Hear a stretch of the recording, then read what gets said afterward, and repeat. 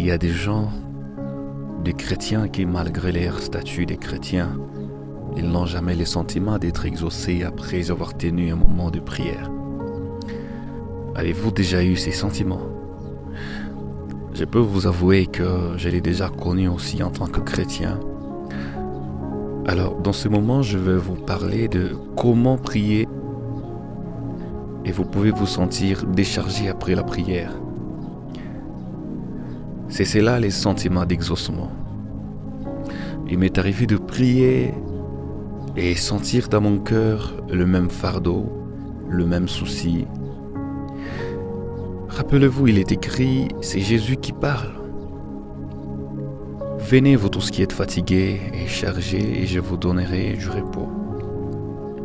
Nous savons que la prière est un moyen pour nous de parler à Dieu de tout ce qui nous concerne. Donc c'est certain, après la prière, nous devrions nous sentir déchargés de nos fardeaux pesants. Mais j'entends quelqu'un me dire, je suis loin de là. C'est une réalité qui n'est pas vécue dans ma vie. J'ai essayé des méthodes, ça n'a pas toujours marché.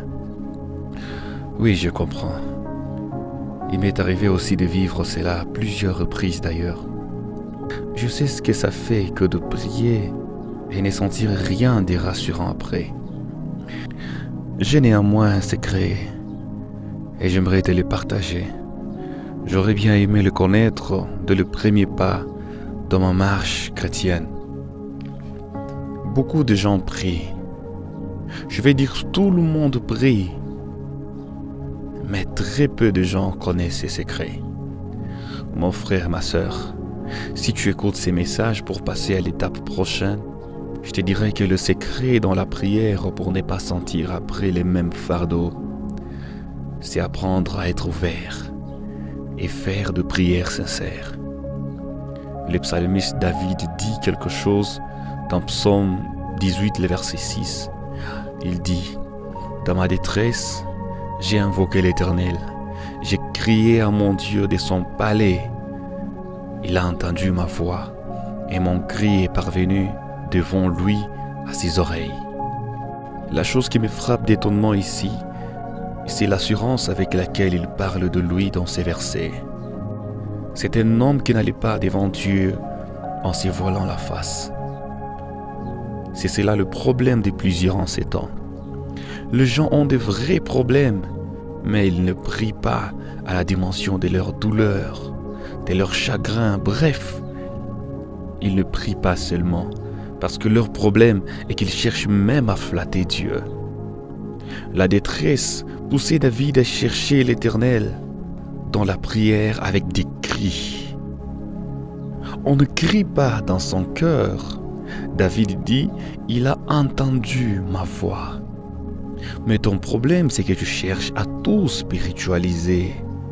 Non, mon frère. Tu passes les moments de la détresse, mais ta prière n'a pas la dimension d'un homme qui vit la détresse. L'Esprit de Dieu m'a fait voir une image pendant ma méditation et je voyais des gens avec les cœurs qui saignaient, mais ils se faisaient accompagner de rires pendant leur moment de prière. C'est loin de la logique. Les gens ne sont pas sincères dans leur prière et Dieu le sait. L'Esprit m'a rappelé d'un passage de la Bible, c'est dans Matthieu 6, verset 8, il dit « Ne leur ressemblez pas. Car votre Père sait de quoi vous avez besoin avant que vous le lui demandiez. » Je vais vous faire voir le problème des plusieurs. Même s'ils ont conscience de ces versets de la Bible, ils l'ont toujours contrefacé. Mon frère, c'est devant Dieu qu'il faut verser les larmes. C'est devant lui qu'il faut être ridicule.